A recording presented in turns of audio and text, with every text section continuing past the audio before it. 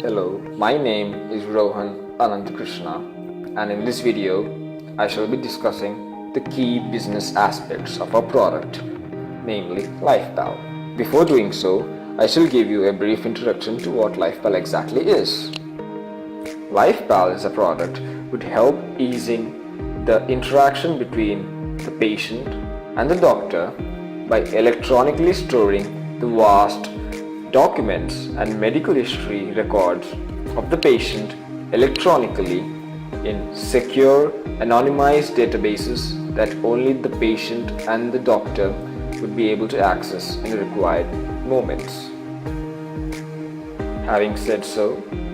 the product's business aspects have been broken down into product pricing, product differentiation, product awareness strategy, and distribution channel network.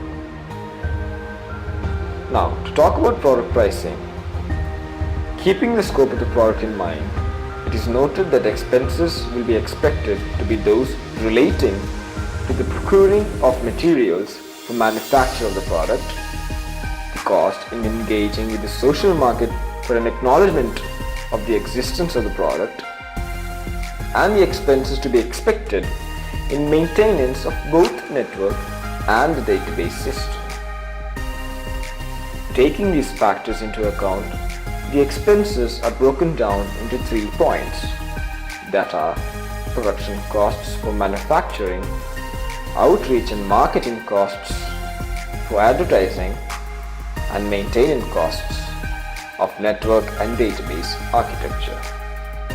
For the startup's initial stages though, the primary source of revenue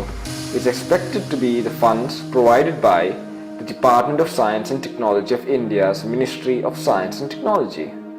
along with the incubation provided by the Indian Institute of Management, Bangalore at NSRCEL.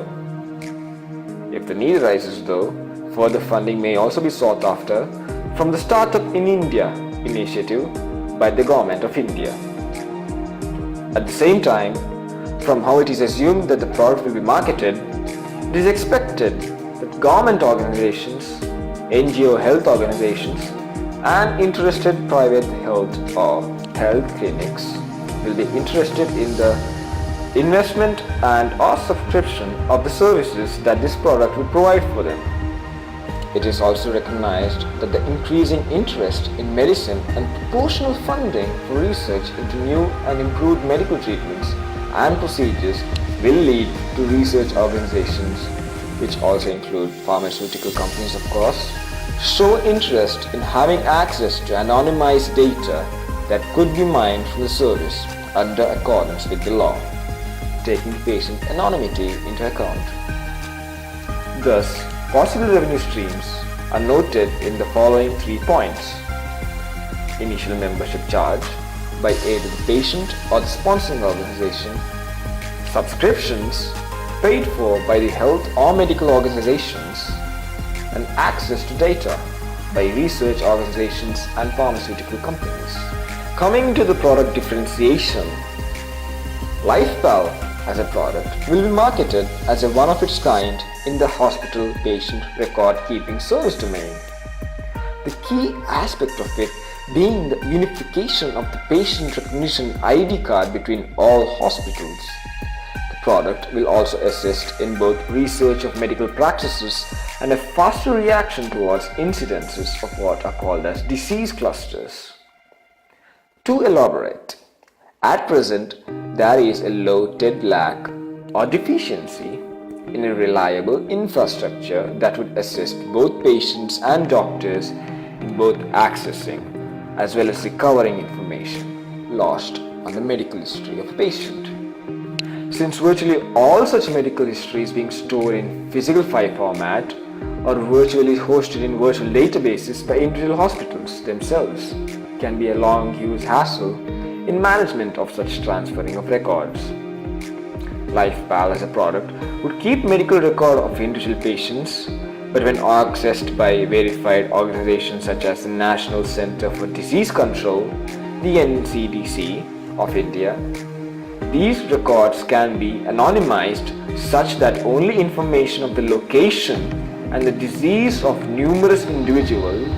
nameless patients would be provided for. This would help organizations that monitor the country for such possible outbreaks to learn more of these incidences and thus be prepared for them by identifying possible stages and thus reacting in a more proper and efficient manner against the proliferation of such diseases. Moving on to product awareness strategy. Now, as noted in the third part of product pricing strategy, main awareness strategies will involve in both notifying and informing government, NGO and private hospitals and clinics that will show interest in the product.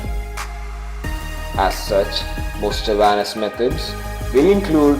participation in medical conferences that will be held in India,